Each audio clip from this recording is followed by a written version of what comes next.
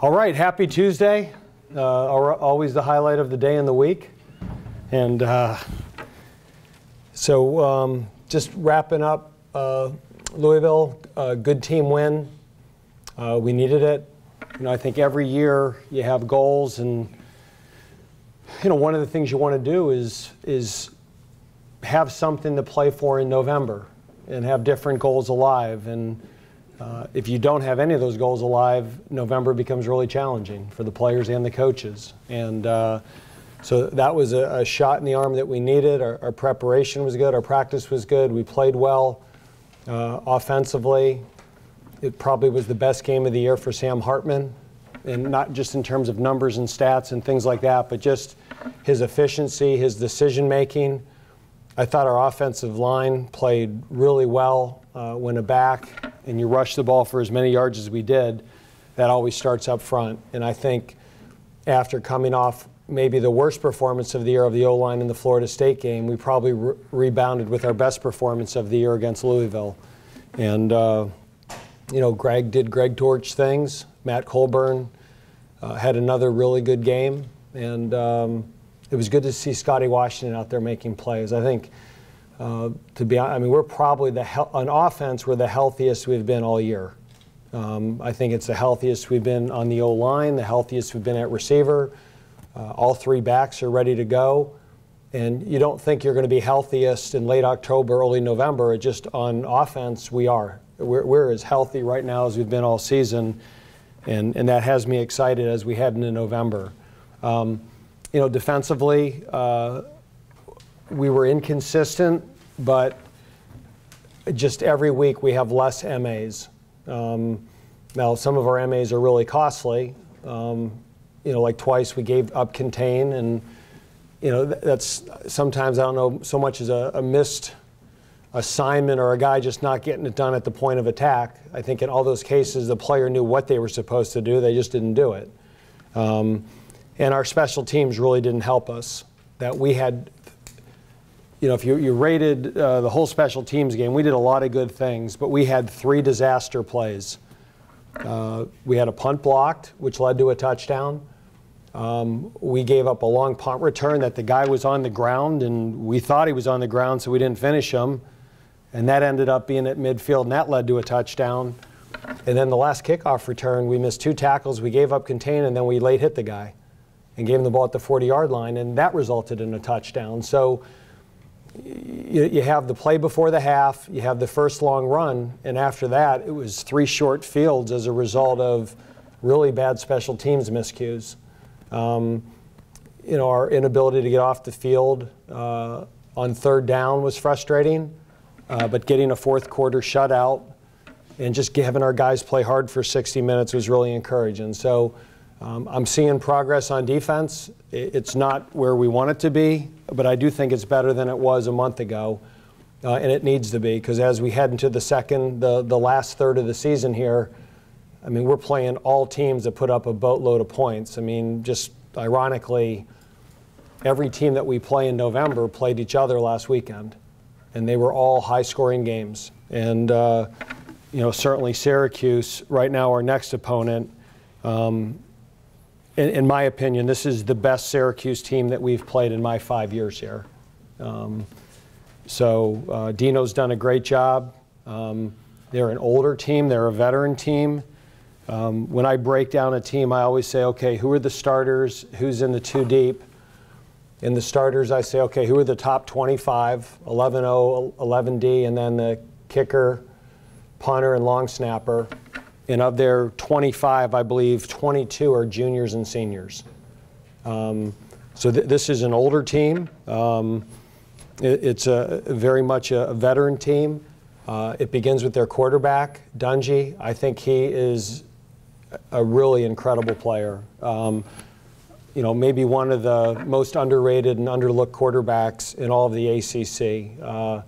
This kid has been a gutsy competitor for 4 years there. He is fearless. He knows their offense really well. And we've been very lucky. 2 years ago, we had the big storm that it was, 30, 40 mile per hour winds for half the game, and then rain. And then last year, he didn't play against us. So we have never really gotten him healthy at his best since we've been here. And when he's on, he is really good. He can make every throw. He frustrates the heck out of you. You can have everybody covered, and he'll tuck it and run. And if he's near the goal line, you know, gets near the end zone, near the first down marker, he has no regard for his body. I mean, he is, I can imagine that the people at Syracuse love playing with him. And I really admire him as a football player and respect the heck out of him. They're a lot better on the O-line. They run the ball more efficiently and better than they ever have. They are doing a great job with turnover margin. They lead the ACC Atlantic, so they're doing a great job of not turning it over. I think they have less than 10 turnovers this year. They've generated 18, so they're +9 in turnover margin. It's hard not to win when you're +9 in turnover margin. I mean, you really got to screw it up. If so, you know, they're getting an extra, you know, possession a game, and they're an offense that's second in the ACC with scoring with 43 points a game. But they've always been good on offense. The defense is really improved. They can rush the passer. They've got some good defensive linemen. A lot of guys are back in the secondary. They're very improved. But probably, you know, believe it or not, the thing that concerns us as much as anything is I really think of all the teams that we face, this is the best coached special teams unit that we face every year. Their special teams coordinator does an incredible job. Just everything they do. You know, they're top 2 or 3 in the ACC in punt return, kickoff. They have change-ups. You know, in their kickoff return, they don't give their returns away. They do a great job of punt block. They do a great job of punt return. They use their personnel very smart. Even watching their PAT field goal team and their PAT field goal block team, they're creative. I mean, some teams just give you the same thing every single week. These guys change it up and keep you guessing. And because of that, you know, they're winning turnover battles. They're really good on special teams, so they're getting positive field position. They've got a high-scoring offense led by a fifth-year senior quarterback with a bunch of juniors and seniors playing around them, and they're improved in defense. And that's why they're nationally ranked. You know, they're a top 20, top 25 team right now. Very easily could be undefeated. You know, they lost to Clemson in the last 30 seconds of the game, and they lost in overtime to Pitt. So this very easily could be an 8-0 football team and a top 10, top 15 ranked team right now. So they've done a great job there. This, like I said, is the best Syracuse team that we've faced. It'll be a great challenge. We're excited to be back at home. And but we've got a little bounce in our step right now, too. That was a good win last week for us. And so our guys are excited. We had a good day of practice today, and we look forward to the challenge of the week ahead. And this is, you know, unbelievable. We get to play 3 games in 13 days. How lucky are we? So it doesn't, you know, it doesn't get better than this. 3 games in 13 days. So we're good. You mentioned after the game on Saturday that you felt like the season hung in the balance for that game. A couple of guys after the game mentioned that, you know, feeling like their backs were against the wall. Is that a mentality you want to take into the last 4 games, or do they have to evolve from there and kind of take some of that confidence that you just talked about? Well, again, I never like to use the term must win. I mean, there's, you know, nobody was going to die or, you know, but a football season and a football team, you know, we have every football team has its own life. And in football, it ends hopefully at the bowl game, and then it goes to the next year. And for this football team and this team, that game, we had to get it. We really did. And I told the players that. I mean, you know, if we want to accomplish our goals, guys, any of our goals, if we don't take care of business this week and play the way we're capable of and prepare the way we need to, it's going to get tough, and that's the reality of it. And you issue a challenge like that hoping that they're going to respond. If they don't, you know, it's probably going to be a tough November. But fortunately, our football team did. And the reason you issue that challenge is because you have confidence they will. So that was a really important game for us. And now, I mean, it's the next one, and the next one's a really good one.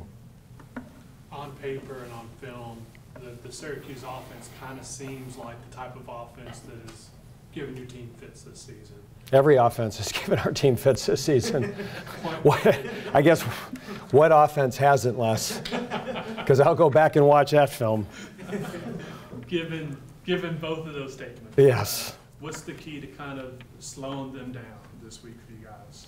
I mean, our nemesis all year has been giving up big plays. And we gave up one run last week more than 15 or 20 yards. That was the first series of the game, the 3rd and 1. 4th and 1, yeah. That was the only long run we gave up the whole game. Now, we gave up some long passes on 3rd downs, but we didn't give up any other like 50 or 70-yard touchdowns like we had been doing. And that's the key with Syracuse, is that they're an offense that makes big plays. But where Syracuse has really improved is, I always felt for the last 2 years that Syracuse was always going to throw the ball, and they had big receivers, and they were going to challenge it down the field. And there was almost a feeling like they were going to stick a run in there now and then to keep you honest, but they really wanted to throw it. They are now committed to running the football, and they run it really well. Their run game is, I don't want to say it's changed. I just think they truly look committed to running the football now, and they're the best they've ever been up front. And as a result of that, it sets up opportunities for big plays, because you can no longer say, hey, you're going to defend Syracuse and lighten the box and dare them to run the ball and play shorthanded. If you do that now, both Strickland and Mo Neal can go. Those backs are both good backs. And they, like I said, they start 3 fifth-year seniors on the offensive line. One of them played against us last year in the Belk Bowl. He was a transfer from Texas A&M. And he's also Dino's son-in-law, so his starting job is probably pretty safe. But those guys are good players, and they're physical, and they're just so improved, and they're willing to run it, and they're good at running it. And because of that now, you got to cheat the box a little bit, and now you got these really good receivers out there that are really good in their own right. So that they're as good as they've ever been on the perimeter, and now they're good inside and they can run it. And so we can't give up big plays, but on the other hand, they're willing to run the football now, and they run it really well. So it's truly a little bit of pick your poison. And all joking aside, yes, Les, the teams that have spread it out have probably given us more problems than the teams that don't. But, part of it is who we've played. I mean, Clemson spreads it out. I mean, they score 50 against everybody. BC is scoring points. No, they don't spread it out, but we didn't defend them well either. So it'll be a challenge. Is this a game that's likely to have greater than 100 plays from each team? And if so, how much stress does it put on your depth on the defensive side? I would say this, that they're not quite as fast as they've been. That, to me, they had a goal before of running 110 plays, and they use tempo, but not all the time. They use it selectively, and they use it very smart. So, they'll get up there and go fast, and if you're not lined up, the ball's going to come out fast.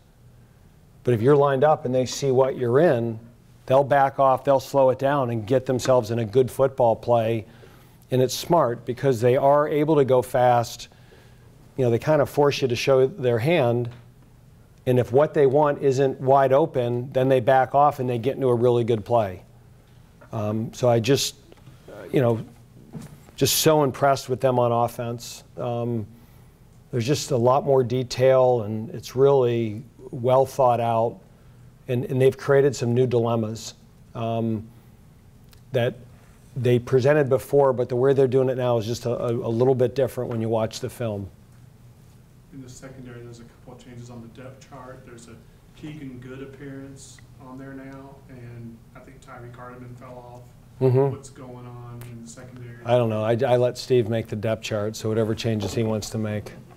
No, just with Keegan and Zion Keith, they're kind of going back and forth. That Zion or Keegan could be the backup. There's a little competition there, and we put Zion on there last week. We're putting Keegan this week.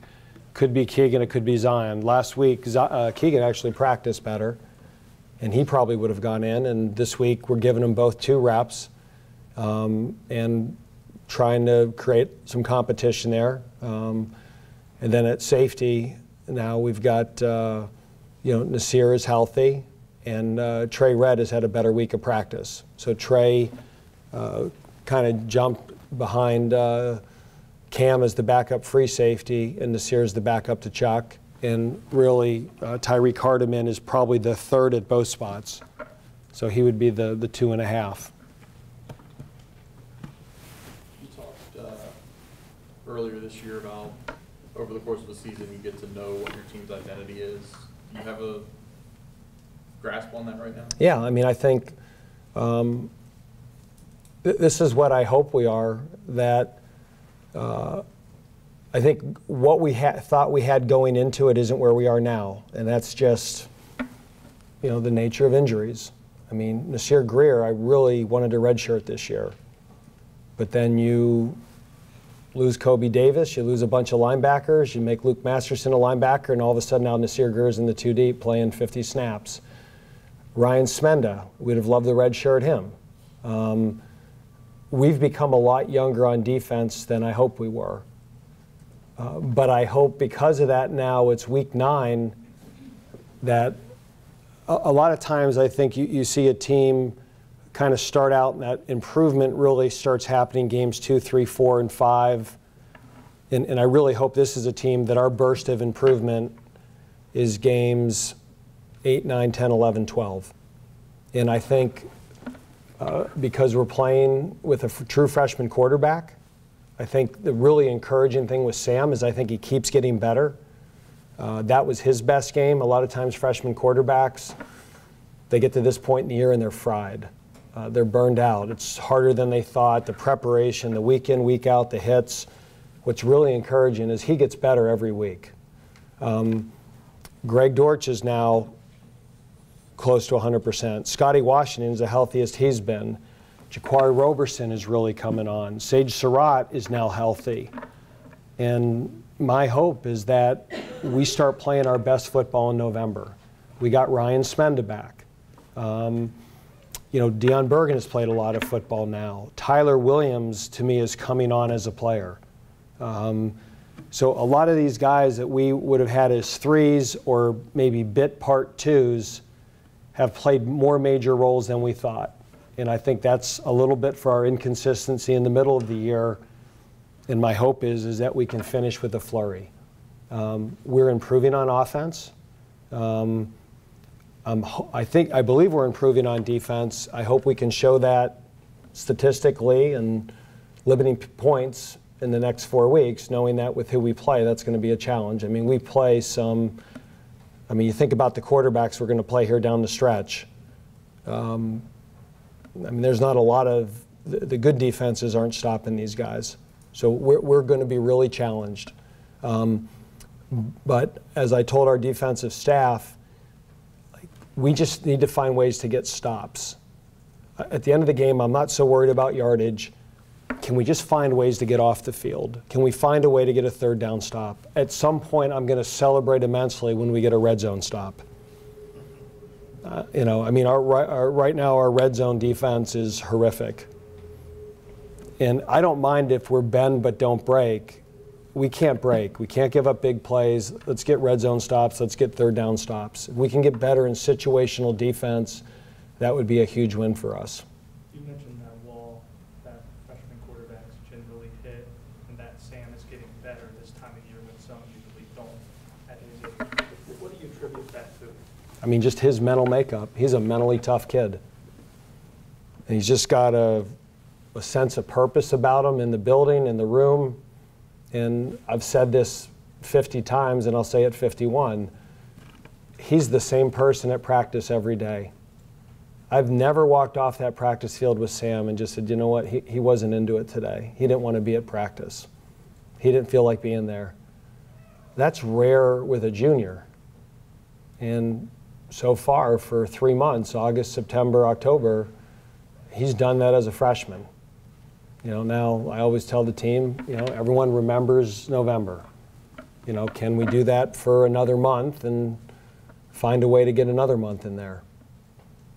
How early on in the recruiting process with Sam did you know that he was going to be that kind of level? I don't know you know that until you actually coach him.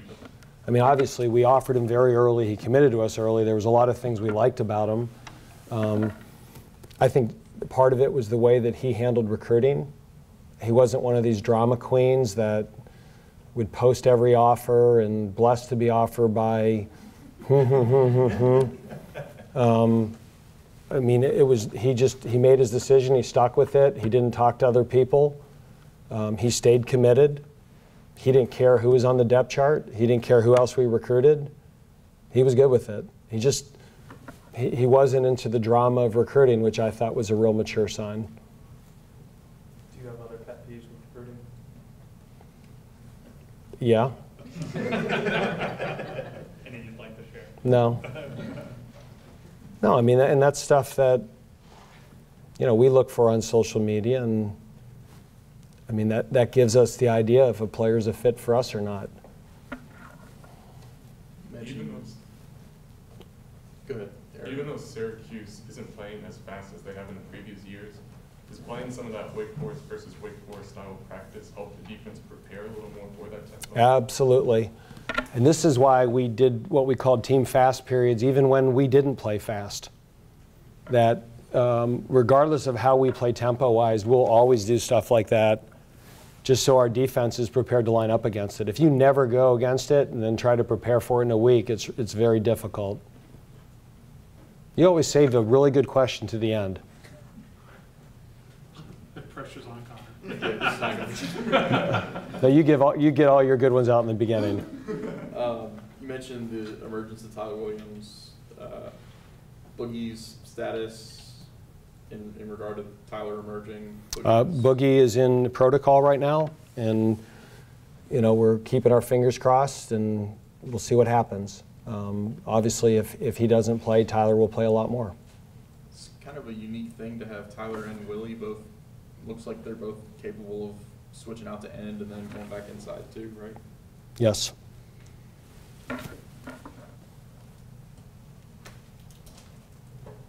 All right, go Deeks.